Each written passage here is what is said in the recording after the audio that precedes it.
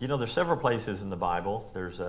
I wrote down here, I don't know how fast you can write these down. You don't need to write these down necessarily. We're not going to turn to them. But Matthew 4, verse 19, Matthew 8, verse 22, Matthew 9, verse 9, Matthew 19, verse 21, and other places throughout the Gospels, Jesus calls his disciples. He found them in various situations, hither and yon. There'd never been a Messiah before. He was the first and only. And he went to them and he called them in a sense. And they came to him. He told them to follow me. That's what he said, follow me. And they did. In 1 Corinthians 11, verse 1, I will turn there. Years down the road, there was a fellow named the Apostle Paul. And, of course, he was a follower of Jesus. In 1 Corinthians 11, verse 1, in my Bible it says, follow my example as I follow the example of Christ. What might another version say? Some of you have a different version that reads differently? Yeah. Mine says, be imitators of me. Be imitators of me. Okay. Any other verbiage? All right. Something like that. So follow or be imitators of me as he follows Christ, as he follows the example of Christ. So it's not just follow Paul, it's follow Paul as he follows Christ. That's important to know too. But what does it mean to follow Christ? Whether you were one of the original first disciples along the Sea of Galilee, or whether you were Paul later that was struck down on the road to Damascus, or whatever your experience has been in your life, in my life, what does it mean to follow Christ? And there's been different interpretations of that, and that's what I want to talk about today. Over the centuries, some have interpreted to mean to ape is a term that's used, or to mimic Christ. To live as closely as possible to how he lived, to speak the words that he spoke, sometimes literally we mean. And sometimes that has led to confusion, to religious legalism, to imbalance, or even fanaticism. There's nothing wrong. There is a meaning in which we follow Christ, and then there's a meaning that maybe sometimes we interpret, but we go kind of overboard as well too. And some examples of that, some have said, well, Jesus worshipped on the seventh-day Sabbath and observed the Jewish high days, so should we. Might be a familiar concept to some of you. But he was a Jew, and that's what Jews did. I'm not a Jew. Guess you're a Jew. I don't know. So we don't do those things. Some have said Jesus didn't own property. He wandered around the countryside like a vagabond.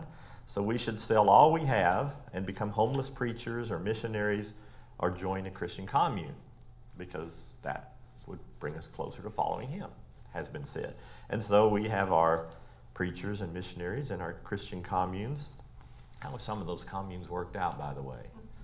I think Doug and Sue might remember one that was pretty famous down in the Waco area that we called the Wacko area. David Koresh and the Branch Davidians. That one wasn't too swift. There was there was a Jonestown massacre down in Guyana. 918 people drank Kool-Aid, and they were trying to follow Christ. They were getting away from society and setting up their own inner sanctum little world, and like, we're following Jesus. Well, I'm not sure about that. There was Heaven's Gate, I think, was one back about 10 years after that out in California. They went in and found people dead in bunk beds. They'd killed themselves because they needed to be dead, but when Christ came so he could resurrect them or something like that, didn't work out. So sometimes we get a little wacky in how we think we're following Christ. Jesus wore long hair and a beard. I don't know that. Nobody took a picture of him, so I'm not sure he did, but even assuming that if he did, back in my younger growing up years, there was the Jesus movement.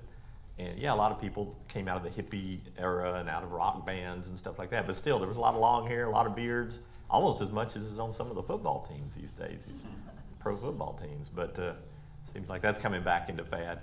Not necessarily because they're following Jesus, but back in that day when people were converted through the Jesus movement, they all looked like Jesus.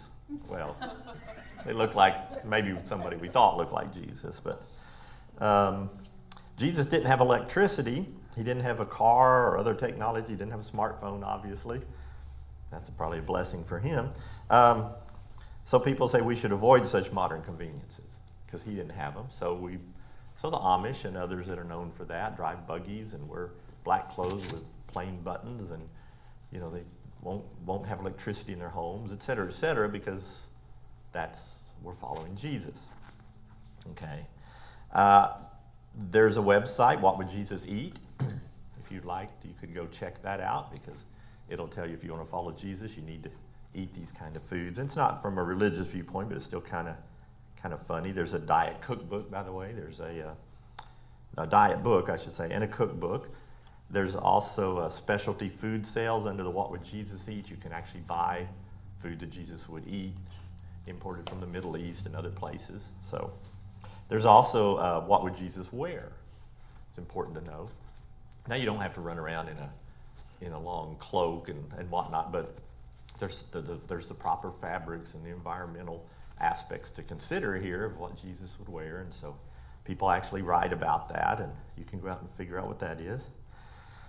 There's other ways that people try to follow Jesus. Churches fight over whether you should have one cup in your communion service and everybody drink out of the same cup, or whether you should have multiple cups and drink. And that's a big issue because obviously Jesus used one cup in that story. I think if you read in the other Gospels, you'll see they drank out of it and they passed it around. Yeesh. But anyway, that's what they did. And I guess nobody died from it. So it was all right.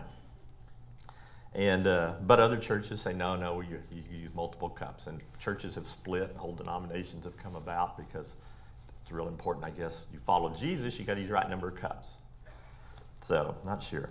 And there's always the argument that the King James Bible was good enough for Jesus, and that's the one I'm going to use. So we try to follow Jesus, and there's a church out on Seven Pines Road. It's called the Old Time Baptist Church. It's OLETYME, and it's written in like King James looking lettering, Old Time Baptist Church. And it says underneath there, KJV only services. So don't be walking in there with an NIV Bible or the Message or something, because it's not going to work, because Jesus didn't have those versions. He only had the King James, I guess. So kind of being funny there a little bit, but aping, mimicking Jesus, I don't think that's what he meant. That doesn't seem to work out very well. Going back to communion, if we were to fully imitate Christ when we took communion today, we'd have to, of course, begin the event with a foot washing service, because that's what he did. We'd have to all drink wine, never grape juice. We'd all have to drink from one cup. We'd have to tear the bread from an unleavened baked loaf. We'd have to take the symbols in the evening, because that's when he did it, sitting on the floor, because that's the way they would have done it, around the table with only men, no women, no children involved, because that's the way Jesus did it. Well, we don't do it necessarily that way. There's an article, Why I Don't Imitate Christ. Oops, I forgot to bring that. And it was written back in Christianity Today. I'll just tell you what it said since it's stapled to my other copy of my notes. But he was basically talking about these same kind of concepts. But he goes back into history when people started like the ascetic movement in the church. Jesus would go out into the desert to pray, and he would do these things. And so people would say, well, to be like Jesus, I need to like shun society, and I need to go to the desert. And they didn't realize that Jesus spent a lot of time with society and with people, but they would go out and just concentrate on that aspect. And sometimes that they would write wonderful things and, very balanced. And sometimes it was kind of like a bunch of nutcases in the desert. Sometimes people would go sit on a pole. One guy sat on a platform on a pole for a couple of decades, and people would bring him food and hand it up to him and stuff. And not sure that was imitating Jesus, but he thought it was. People would go out and live in caves and get away, and they would do all kinds of things. Jesus was beaten before he was crucified, so people in various religious beliefs would beat themselves, self-flagellation, thinking that if I did that, that makes me closer to Jesus, more like Jesus. But that's not what we're after here. There's more to following Jesus than merely mimicking or copying personal events from his life and that time period. you've noticed, I've noticed, we're not in the first century. We're in the 21st century, and things are different now than they were then. We follow and reflect Jesus in our character. We reflect Jesus in our image. We reflect Jesus in what goes on inside our heart and our mind, and not necessarily on whether we drive a car or not, or whether we live in the desert or not, or whether we do all these other things or not. It's an outward reflection of an inner change. That's what it means when it says follow Christ. The inside of us changes. That's what follows Christ. And the outside will have ramifications of that as well. But we're not primarily interested in tackling the outside and leaving the inside of the cup unwashed. We want to clean the cup first. Turn, if you would, to 2 Corinthians 3. 2 Corinthians 3, and we'll start in verse 16.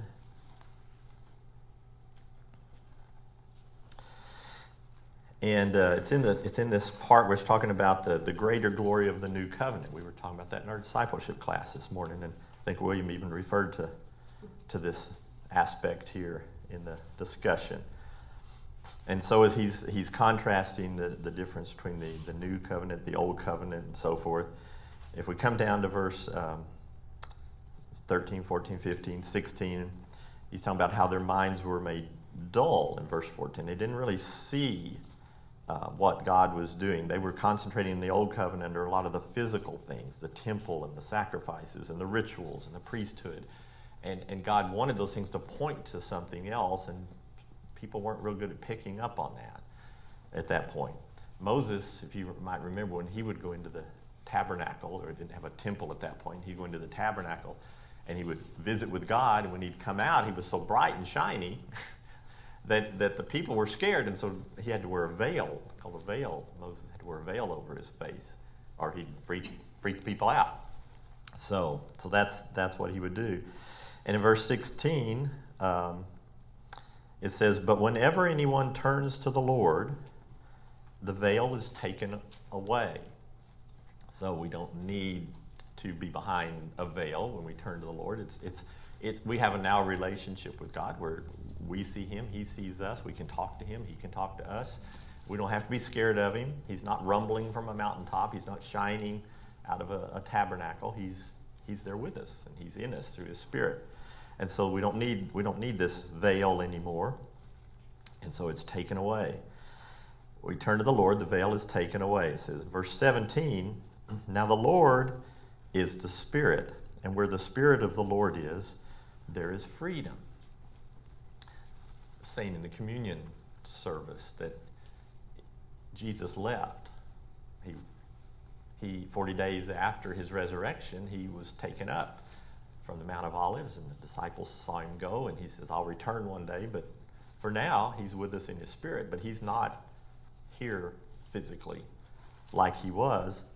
And so this is, I think, is telling us this, that the Lord is the Spirit. It's not that the Lord and the Spirit are the same person, but in the way we have our connection with God right now, it's through the Spirit. The Lord speaks to us through the Spirit. The Lord is the Spirit, and where the Spirit of the Lord is, there is freedom. We heard that term earlier today too, didn't we? There's freedom. I think Dr. DeKoch spoke about that. That's a cool word. That's a cool word. You know, in America, we're used to the idea of freedom. We have a lot of freedom, probably more than any country in the world, and it's a blessing. But many, many people in this world, this word means a lot to them. They don't have it. And in the Christian world, in the religious world, let's just open it up in the religious world to start with. How much freedom is there?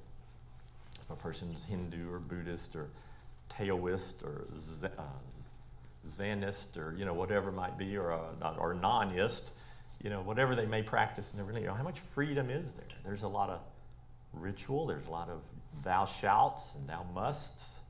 And there's a lot of lighting of candles and altars and in Buddhist temples and places, and there's just a lot of things that go on. Then I wonder, is there freedom there? What is this talking about? Is this talking about a freedom to just do anything you want, to be crazy, to sin? Well, and Paul clarifies, no. He says that in many other places. I'm not talking about that as freedom. But what kind of freedom is there as a Christian? We're following Christ. We want to follow Christ. Do we all lockstep? Do we all take the same steps? Do we all look alike? Do we all wear the same clothes? Do we all live in the same house? Do we all drive the same car? Do we eat the same foods? Are we following Christ because we're all little yellow pencils and we look alike? Or is there a freedom that we have as individuals to follow Christ, but to be us, to be you, to be me? And I believe that Paul, at least in some sense, is pointing that out to us, that the Lord is the Spirit, and where the Spirit of the Lord is, there is freedom. And we all, who with unveiled faces contemplate the Lord's glory, are being transformed into his image with ever-increasing glory, which comes from the Lord, who is the Spirit. We all, Paul, everybody, unveiled faces, seeing God clearly, having his Spirit with us and in us, we contemplate the Lord's glory. That's what we want to be like. We want to be like his, in a sense, his glory, his nature, his image. Don't have to wear the same clothes he wore, but we want to be like him on the inside. And we're being transformed. If we allow that to happen, we are being transformed into that image with ever-increasing glory. And that comes from the Lord. Our transformation, our change of our inner man comes from the Lord, who we are trying to be like. He gives us of his nature and his image so that we can reflect that back to other people. What we have is a reflection of what he puts inside of us. It's not us now being something special going out. We're only special because he has come into us and he allows us to shine who he is out to other people. That's, I believe, what these verses are telling us about that subject. So how do we focus on being a follower of Jesus today with all the distractions, the stresses, the subliminal and not so subliminal messages, with all the technology, with all the politics, with all the world events? How through all of that do we be more and more like him? How do we follow Christ in that? How does each of us individually become more like Jesus? Well, I got the answer, and I've got it right here on my wrist. I've got 3 of these. I wore these today. They look kind of dorky, but I wore them. Actually, it doesn't look dorky, does it? Because now that the fad is, you wear like a bunch of bracelets. I see Johnny Depp doing it all the time. So if Johnny Depp does it, and I'm like beyond cool if I wear 2 or 3 of these. These are my WWJD bracelets from the last couple of decades. I bought most of these back in the 80s, 90s, and here they are, WWJD. What does that mean? What would Jesus do? Y'all are good. You remember that, yeah. Y'all are cool people. That supposedly started back in 1989 in Holland, Michigan. I guess there was a church youth group or something that says Holland, Michigan teenagers begin wearing WWJD with a question mark. What would Jesus do? With a question mark. Bracelets to remind themselves to seek Christ's direction before every decision. Let me get a book here real quick. And then a few years later, Charles Sheldon wrote a book called In His Steps. It says WWJD in light print right there. This is kind of a metaphor type of book that he wrote. It's not a factual book, but he takes a story, he makes up a story about a publisher of a newspaper that decided to live his life asking himself the question, what would Jesus do? And every decision, he said for a year, every decision that he made, he was going to try to, before he made any decision, he was going to say, what would Jesus do? And it changed the way he did his newspaper publishing. It changed his relationships with his employees and his family. And it's an interesting story, the way that he wrote it. So that's kind of where it got started in a way. So think about, what would Jesus do? I want you to watch a video with me. It's about a 4-minute video. And then I'll come back. But this gentleman, Michael Jr., anybody ever heard of Michael Jr.? You will in just a minute. Actually, my nephew inspired me to play this because 2-3 weeks ago in the circle, he gave church life about how God has a sense of humor. And so we'll see about that. Think about what would Jesus do?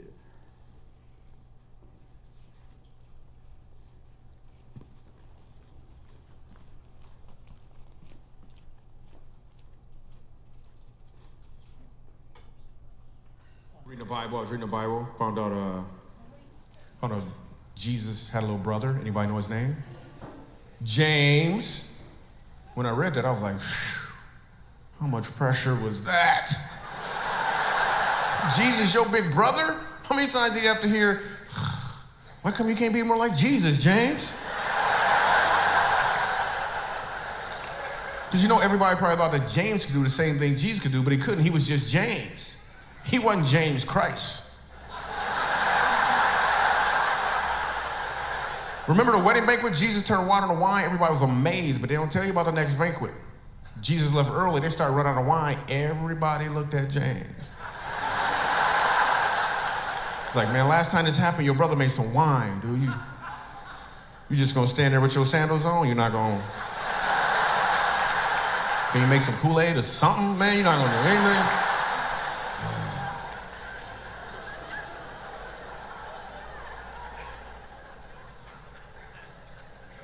James had problems, just like any other kid had problems.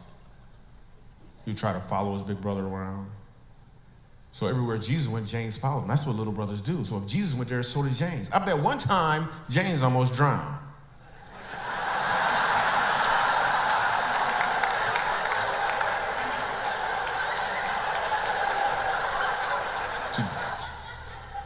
Oh, you just got that joke just now, didn't you? Jesus walked on water and James tried to just make it.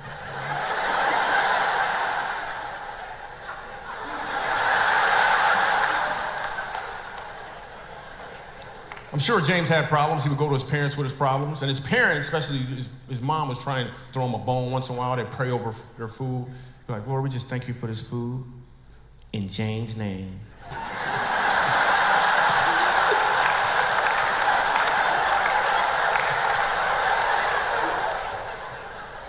James had problems. He would go to his parents with his problems, and you know what they would say? He'd be like, well, what would Jesus do, Then they gave him a bracelet. And then he started selling those bracelets, Made some money selling bracelets. What would be cool is a what would James do bracelet, right? Same initials, different meaning. Completely different meaning. You driving down the street, you get cut off in traffic. Listen to this face. You fuss him out, your pastor gonna be like, yo, you got a what would Jesus do bracelet on? You're like, that's what would James do.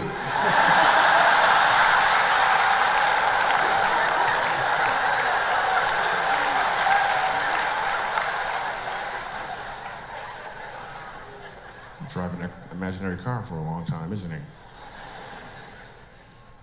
Also found out when Jesus was 12 years old, Mary and Joseph lost Jesus. They lost Jesus. And the first thing they had to do was pray. I wonder what that prayer must have sounded like. Joseph probably did the prayer. He was like, oh, God.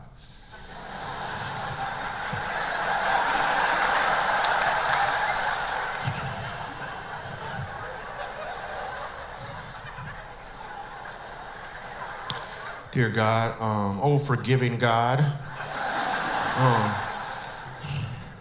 You remember that Messiah you gave us? You got another one somewhere, man? That was the only begotten son? Okay, we're gonna find him.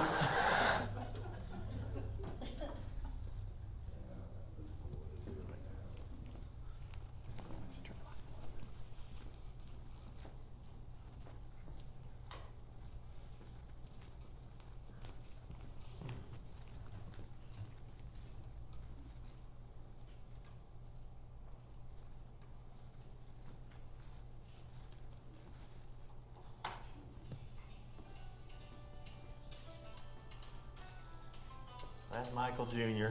He's crazy. We saw him once at GCI had him out at one of our conferences, and we saw that. So And by the way, January 20th, he's coming to Belcher Center. Get your tickets. I'm not selling them. It's not like I'm not selling the bracelets. I'm not selling the tickets. I'm just saying he'll be in town. This book, In His Steps, I'll just read you one little couple of sentences here.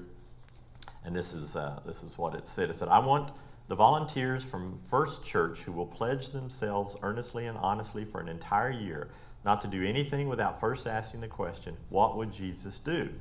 And after asking that question, each one will follow Jesus as exactly as he knows how, no matter what the results may be.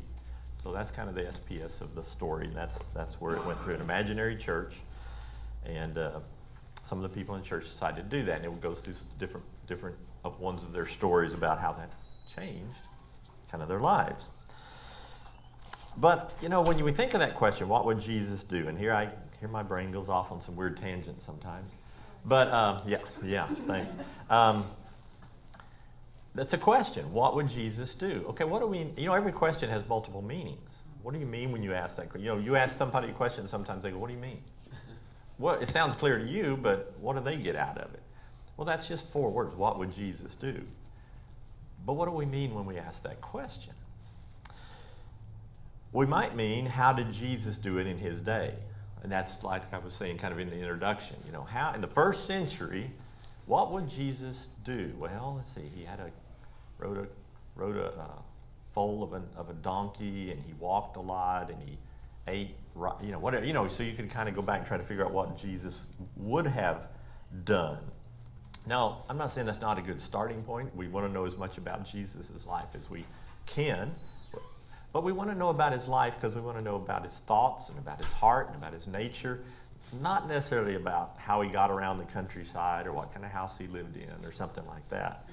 So that may be a starting point. But God does not expect us to eat the food Jesus ate or wear clothes that Jesus wore or worship in a temple or walk everywhere or say only the words that Jesus said, even though saying the words Jesus said can sometimes be a very good thing.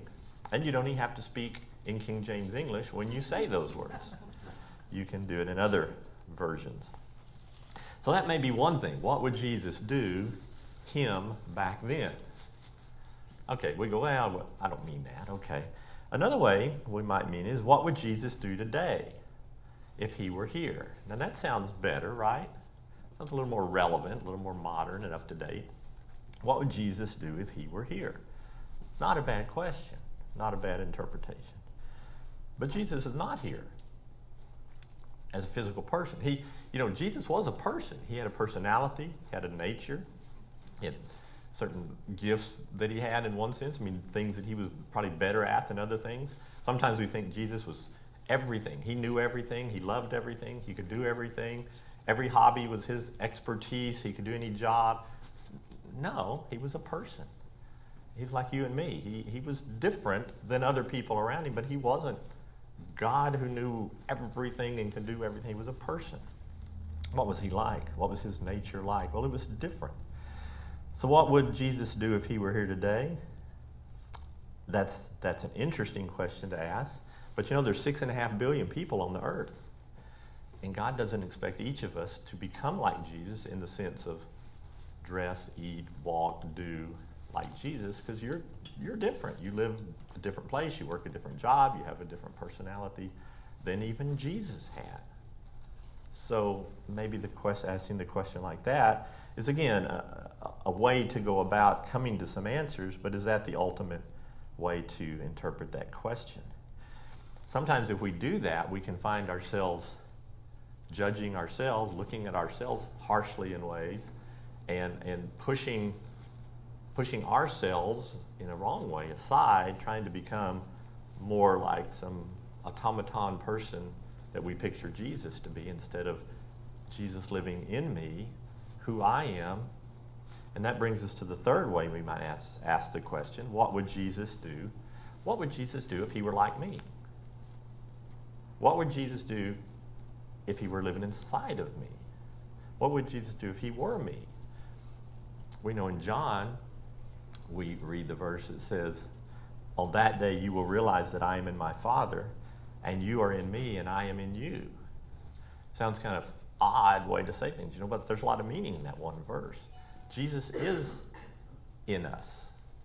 through his Holy Spirit. He's in all of us.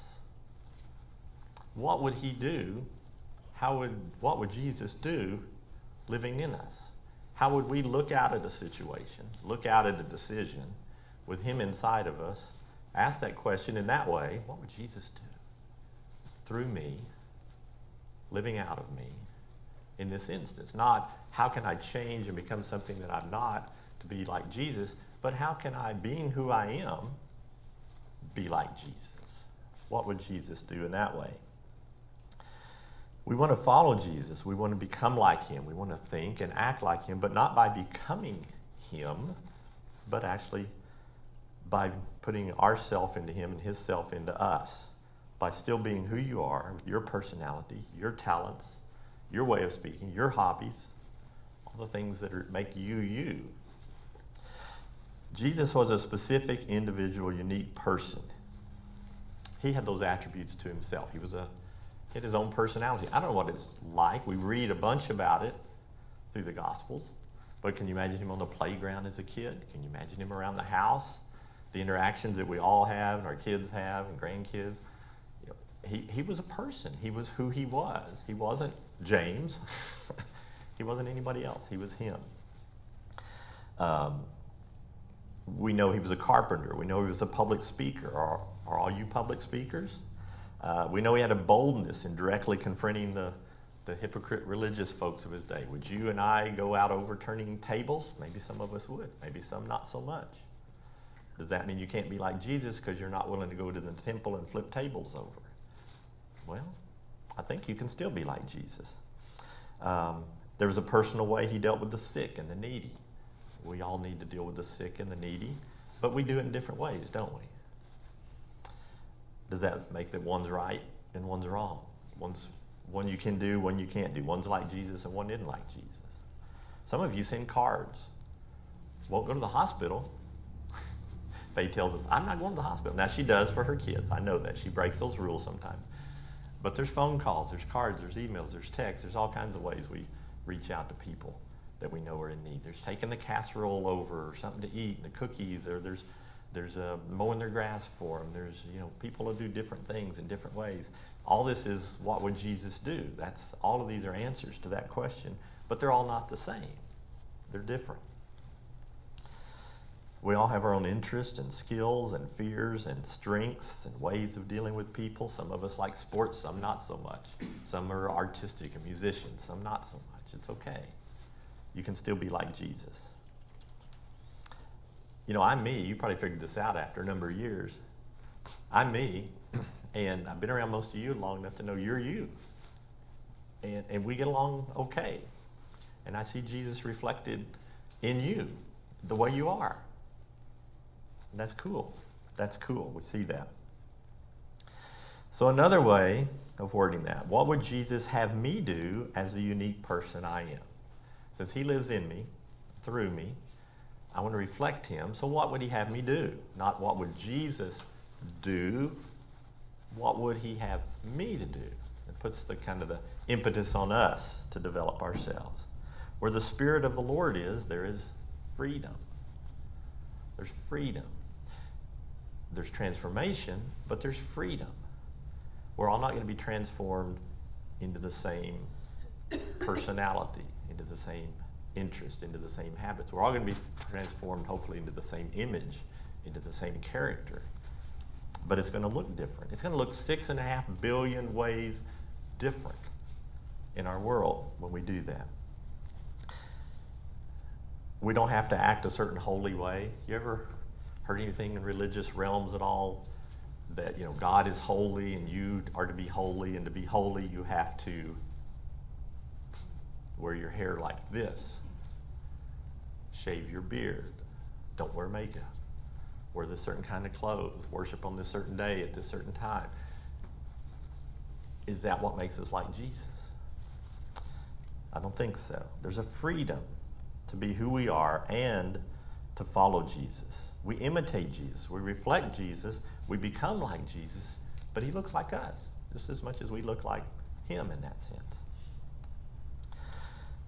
We don't have to change our personality to mimic Jesus. Now, some in this room, are what you call introverts.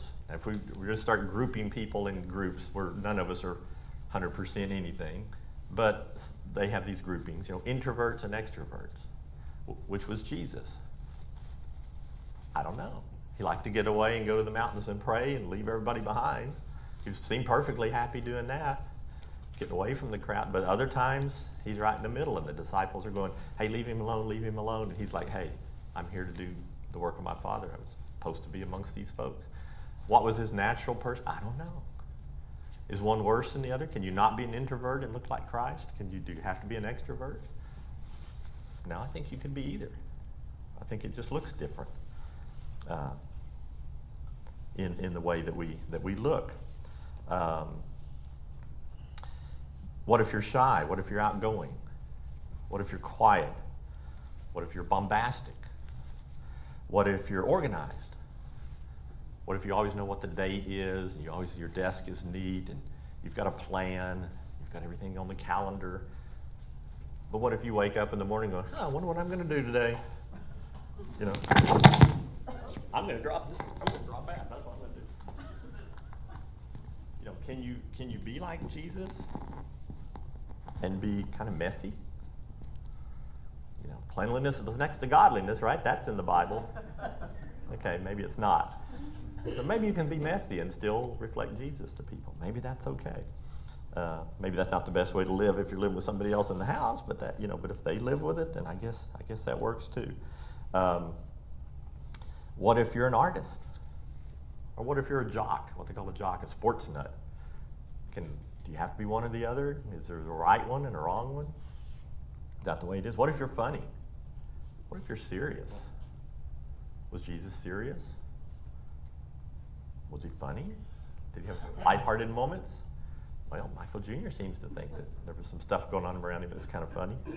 I think it's okay. What if you're a public figure? What if you like more privacy in your life? Can you still look like Jesus? Can you follow Jesus? Can you reflect Jesus? What if you're a risk taker? But what if you're more conservative? What if you never look at the checkbook? What if you're always looking at the checkbook? It's okay. You can still look like Jesus. What if you're a vegetarian? What if you're a meat and taters guy or girl? Is that okay? Can you be that? What if you're left-handed? What if you're right-handed? What if you maybe forcing us in the wrong way when we ask the question, what would Jesus do? It's like taking a person who's left-handed, and you've heard about this in school, maybe some of you put up with it. And, well, that's wrong. You have to learn to write right-handed. And what does that do? What they talk about, well, but Sandy would kind of know some of that from schooling. That's tough. That's tough on a kid. And that'd be like me telling you, well, you're an introvert, or you're a private person, or you're bombastic or something. But be like Jesus, you can't do that. You're going to have to change that. You're going to have to become like this, because this is what Jesus was. I don't want to do that. I don't think the Bible wants to do that to any of us. One is not better than another. They're all good. They're all good. God made you. He makes us all different, doesn't he? When they pop out of the womb, I wasn't there when any popping out of the womb goes on, but they're all little and they're kind of wrinkledy and whatever, but they're different. Every one of them's different. You look, that's my baby. I'd recognize that child. And they grew up and they're different. We're different. You're different. It's okay. And God made us that way. He made us to be unique. He made us to have different interests and proclivities and personalities. And he doesn't say, now that I've made you that way, change all that and come back and go just down this little narrow path just like this. No, he said, I made you that way. You're different colors of hair and eyes and skin, and everything's different about us. Our conversion will lead to transformation. If there's sin in our life, Dr. Cox was speaking about, that's something we don't want around. Yeah, we need to change that. If we want to reflect Jesus, it'd be nice to over time, continually work on that. And get that out of there. There's maybe rough edges where we offend people or we run over people, whatever. It'd be kind of good to get those things worked out. But still, we maintain our basic who we are through all of that. What we change is not what we wear and what we eat and how we look and even the verbiage, whether we speak King James English or not. But what we change is who we trust and who we listen to guide our lives, who we follow and who we obey. And when we follow Jesus and we obey Jesus, he's our Lord, he's our Savior, and he's our Master, and we try to make our life reflect more of his inner life out from ourselves, that is how we follow Jesus. That is how we ask the question, what would Jesus do? And come up with a good answer in our own lives. And I say this because I've talked to people, and you probably have too, who live with kind of a guilt almost. They want to be better. They want to be different. They somehow want to be like Jesus, and they think they're not happy with the way they are, and they know there needs to be changes, and so they're trying to find that look, that walk, that whatever it is that's going to make them come in line with Jesus. And sometimes they're ripping their guts out. They're trying to change things about themselves to become something that they're not, because they think that draws them closer into reflecting Jesus. And it may not. It may just frustrate them. It may just be like a left-handed person trying to write right-handed. And so I hope in your own life that you'll see you have the freedom to be you and to still reflect Christ. And if you're raising little ones, kids, grandkids, great-grandkids, or now with Jesse, great-great-grandchild, tell them that too. Tell them, let them know that they can be who they are and still reflect Jesus. They can go out and shoot baskets and reflect Jesus. They can sit and make basketry and reflect Jesus. They can be quiet little kids. They can be loud, rambunctious, run around the neighborhoods. And that carries through with us as adults also. And so when a lot of times we read books about spiritual disciplines and things like that, and those can be good, but they can be distractions also, because sometimes they're written that this is how you need to have your prayer life. This is how you need to meditate. This is how and it's kind of like Jesus does it this way, and this is how you need to do it. Well, maybe you pray while you're driving down the road, and somebody else prays on their knees in a room with the lights out and no distractions. I don't know. But maybe one works for you, and maybe that's a reflection of Jesus in your life, and somebody else does it differently, and that's a reflection of Jesus in their life. I'm just saying we're all different. How you handle temptation. There's different ways to do that. We want to handle it, but it's different ways that we handle temptation in our lives. How we conduct our prayer life, how we deal with anger, how we interact with other people. These are all things that transform, but they transform uniquely. Some people may recognize Jesus easier in my personality. If I get around them, maybe we'll click in a certain way. Maybe on other people, it's you that they'll see that more in. If we all look the same, there would only be maybe a limited piece of the population that we would be attracted to, and the others would be not touched. But since we're all unique and different, and we're all reflecting Jesus from all different parts of the prism, people all over the world can see Jesus in all different ways. So let your life be unique. Don't live in fear that your personality or your way of addressing the world is inferior or not able to model Jesus. Live in freedom and joy and assurance that God, by his Holy Spirit, can imprint Jesus in your unique personality, in your life, and that others can see Jesus in you. What would Jesus do? Well, you probably already do this, but maybe just a refocus point. Take that challenge that the book talks about. If there's something that comes up in your life, ask yourself that question. What would Jesus do? That is, what would he do living in me with the person that I am? What kind of decision should I make here to reflect the life of God out through myself to others? And then listen for God's response. It might come through prayer. It might come through meditation. It might come through something that someone else tells you, speaks to you. It might come something you hear in church, a scripture you read. Listen to that. And become more and more like Jesus as you reflect him, as I reflect him, as each of us reflects him in the unique person that he's created us to be. That's what I want to encourage us to do today. What would Jesus do in your life? And he's already doing it. every day. That's wonderful.